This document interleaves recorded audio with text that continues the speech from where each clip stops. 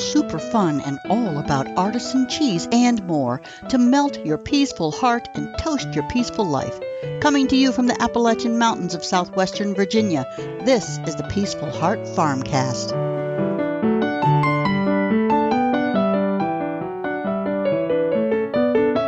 Hey, this is Scott Hall from Peaceful Heart Farm, and you are listening to the Peaceful Heart FarmCast. Hello, everybody. Melanie Hall here. Hope you are doing very, very well. The conversation today and every day revolves around the value of tradition, traditional homestead living, traditional raw milk products, and artisan cheese. Topics discussed here are designed to create new perspectives and possibilities for how you might add the taste of tradition to your life. You know what? Fall weddings are really beautiful. Now, June weddings are quite popular, but I prefer fall weddings. I just prefer the fall. The colors are awesome, earth tones everywhere, yellow, orange, brown, rusty red, some of my favorite colors. Today, I'm going to talk about what makes weddings special no matter the season. I was also married in the fall. My 15th wedding anniversary is coming up really soon. But first, I want to take a minute and say welcome to all the new listeners. Welcome back to the veteran homestead loving regulars who stop by the FarmCast for every episode. I say it every time, and I mean it every time. I appreciate you all so much. So what's going on at the homestead right now? Well, it turns out a lot. You probably knew that though, right? Today I'm starting with the Creamery. It is so exciting to see it evolving day by day. Scott has worked so hard on this project and continues to work hard every day to get it done. Even when I'm sick or traveling, which I'll talk about a little bit more, or whatever, and he has to step in and take on my workload. He's right there picking up my slack and getting his tasks done as well. He is so amazing. So what he thought would be a rather quick task of a day or two is turning out to be days and days and days. And that's because he is doing such a magnificent job of it. I'm talking about filling in those spaces between the blocks that has been on his radar for weeks. It needs to be completed before the weather gets too cold and the mortar wouldn't set up well. Now, he's been at it for quite a few days, and it looks wonderful. Not only is he filling in the spaces between the blocks, he is also giving it a wonderful rough finish. It's going to be truly stunning once it's completed and painted. I probably said this before, but he always goes that extra mile to make his work both durable and beautiful.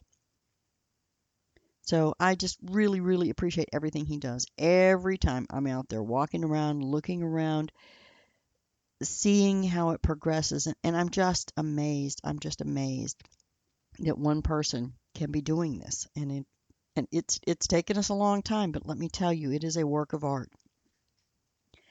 Now let's talk a little bit about the cows who will be utilizing the wonderful new creamery soon. The cows and the bulls got shuffled around.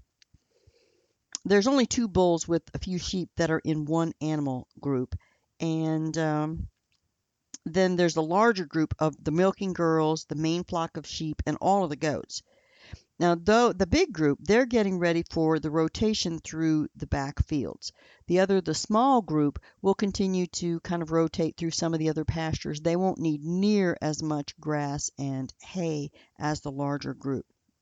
So we rotate our stock, and we do that for several reasons. The biggest reason, I think, is for parasite control. Scott might have a different opinion, but that's what I look for most often. But all of the reasons are really, really important. All of the reasons that we rotate stock are important. So for parasite control, they never eat the grass down so low that they are re-ingesting parasites that they just eliminated. Fresh, tall grass makes it impossible for that to happen. And another huge reason for rotating stock is managing the grass. Just like any other animal, they eat all the really tasty, nutritious stuff first, and then they leave the more undesirable stuff behind. Well, if you let that continue, all of the really tasty stuff eventually gets eliminated and overtaken by the stuff that's less desirable because, again, they're small. The the bigger plants are going to overtake the smaller plants. And so then you are left with only the less nutritious and less desirable grass. So if you want to maintain that balance, you want them to eat the grass all the way down. So keeping them confined in a smaller area until they must eat the second and third desirable grass maintains that variety of grasses in the pasture. No one grass is left to take over. They're all grazed, and that maintains a balance. And it's a delicate balance to get them to eat everything without eating it too far to the ground. Again, the parasite issue comes back up. So the fields in the back have been left to grow without being grazed for many months now. We have been working towards a goal of having enough grass for the livestock to graze throughout the winter without feeding any hay. I'm thinking we're not quite there yet, but we get closer every year. The longer we can go without having to put out hay, the better. And so leaving those fields to grow throughout most of the summer without being grazed makes a kind of standing hay in the field, and then we don't have to buy hay. So they'll eventually they'll get put into those paddocks. There are, let's see, 1, 2, 3, 4. I think there are 5 main fields back there. And so if they're really tall with a lot of grass, they might spend nearly a month in a particular field, some of the larger fields. And the more months that they can spend there without eating the standing hay grass, the less we'll have to go and put hay out for them to eat from purchased baled hay. Now, let me talk about the sheep a little bit. It's getting closer and closer to the time when the sheep will begin their breeding cycle. Now, this task is so much easier to handle than getting the cows bred. We simply put the breeding ram in with the girls, the ones we pick out for breeding. We're not putting them in with all the girls, but we'll put them in with a select group of girls. And that's all there is to it. We do not have to keep such a close check on exactly when lambs are born. They can be born over 2 or even 3 months if necessary, and our plans will still come out all right. Not like the cows, when we need the calves to be born within a specific window of time because of the milking schedule. So the lambs, they grow out over a year or even a little longer before they get to a weight where we would want to take them to the processor.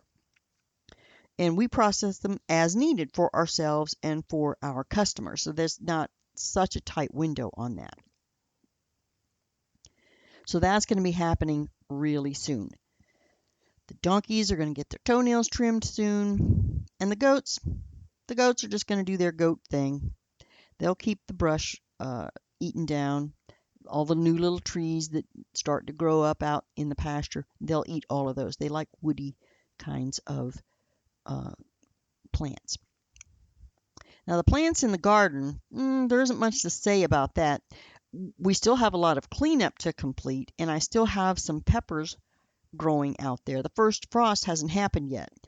We will go as long as possible before clearing everything that will be killed off by the frost. Now that includes the lima beans, the basil, parsley, the potatoes, as well as the peppers. Now the other herbs need to be moved to containers because I want to plant them in a more permanent location in the spring. I suppose I could just leave them where they are until spring and then create the herb garden of my dreams. We shall see. Now I want to talk about fall weddings. I just returned from a trip to Oklahoma where my grandson was married and is now off on his honeymoon.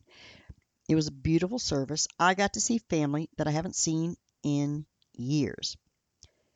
It had been 4 years since I had been to Oklahoma to see my children and grandchildren.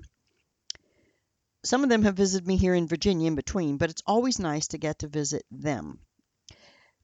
And I hadn't seen my sister and her daughter and her grandchildren in longer still. So it was wonderful to see them. It is not often that I can take off from the farm because, again, Scott has to pick up my slack when I'm not here, when he has to milk twice a day and do all of the cleanup. I usually feed the calves and clean up all of that, and I take care of the quail. And, so there are, a couple, 3, 4 hours in a day that have to be incorporated into his work that normally I would be doing.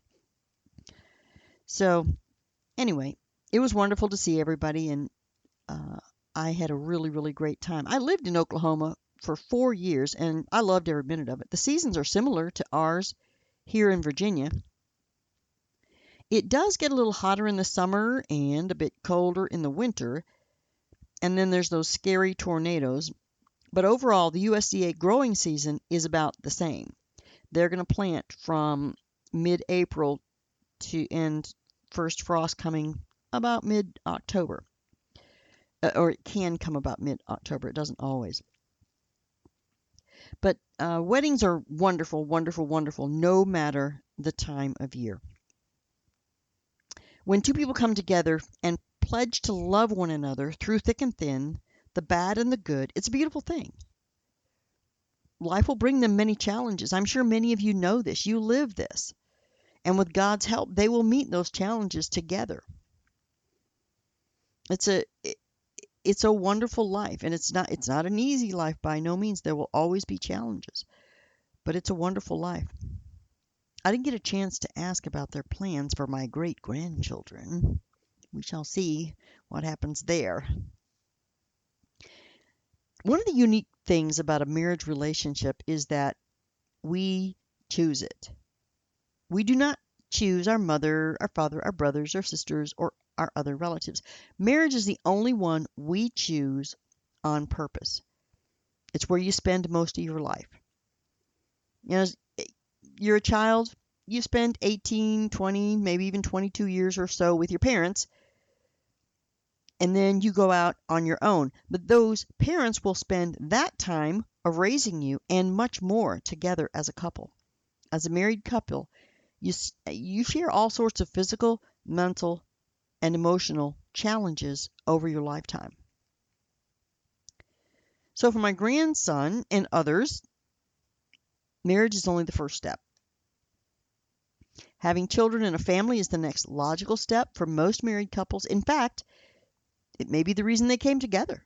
They wanted to raise a family. In raising a family, that solid base of humanity is maintained. It is the raising of children that then have children who also have children that maintains the human species. Traditionally, the role of the parents was to raise other human beings that would contribute to society. These new adults would further society and continue the tradition that came before them. In this way, humanity was able to evolve over millennia and not become extinct like so many other species. This is the pattern that worked. It's the natural way of our world. It's how we came to be who we are today. But today, sometimes it seems like that natural world is falling apart. In this world of computers, iPhones, iPads, social media, we've lost touch with each other. We have relationships with our phones. We've lost the physical touch with each other. And in this day of COVID-19, it's gone even further. Many of us are afraid to hug another human being. We're afraid of dying from loving another. I find this heart-wrenching. Over thousands of years, we have survived many hardships. Many times our population could have been wiped out. Many times millions of people had died during these difficult periods in our history. But never before have we stopped living our lives. Why have we stopped living our lives this time? I do not have an answer. Likely, there are many reasons. At my grandson's wedding, his grandparents on his father's side did not attend the wedding. They were afraid of COVID-19, and I can't fault them on their choice, especially since I have no idea their state of health. We all must make choices during this time. And I'm grateful that we live in this country where we can make those choices. Well, in most places in the country, we can still make those choices. I realize some states have been stricter than others in this. I was pleased that the restrictions in this case were few. The wedding was outside, and there was no restriction there. Inside, the only restriction was wearing a mask while in the buffet food line. It was beautiful to see people interacting, talking, dancing, laughing, and enjoying themselves with no apparent fear or apprehension. I'm only now really just thinking of this. I mean, people hugged, people danced closely with one another, people talked in groups of 1, 2, 5, or more, and no masks. I bet many of you are now listening to this with horror. But for me, I didn't even notice it. It was a joyful experience, as it should be at any wedding. Maybe some of us will get sick. Maybe some will get very sick. Maybe some will die. But all will live their lives knowing they enjoyed that moment in time. And it was worth every moment to me, no matter the outcome. Fall marriages, and indeed marriages at any time of year, symbolize the starting of yet another journey into adulthood, with good times and bad times, challenges, loves, and yes, even fears. It is life. I feel so for those that now live in fear for their lives. They fear loving others in any physical way. It's so sad. Yes, wear your mask as you feel the need. Wash your hands. But don't stop hugging others. Open your heart to the grace of God and give up your fear. Heaven awaits the faithful. Death is not to be feared. Pray for those who are godless, that they may come to the understanding that there is no need to fear death when heaven is your next destination. You are free to love and live. You are free. Well, that's it for today's podcast. I know it was a little off the beaten path for me, and I'm going to end it here, but I felt the need to share some traditional faith, hope, and love. I trust all is well in your life, and you can call on others when you need that extra boost. Call on me. I'll be here. Enjoy the fall weddings or winter weddings or whenever weddings. The union, the choice of two people to unite and start out on a new adventure in life is glorious. Let's celebrate new unions and new life. If you enjoyed this podcast, please hop over to Apple Podcasts or whatever podcasting service you use, subscribe, and give me a 5-star rating and review. If you like this content and want to help out the show, the absolute best way you can do that is to share it with any friends or family who might be interested in this type of content. Let them know about the Peaceful Heart FarmCast. Thank you so much for stopping by the homestead. And until next time, may God fill your life with grace and peace.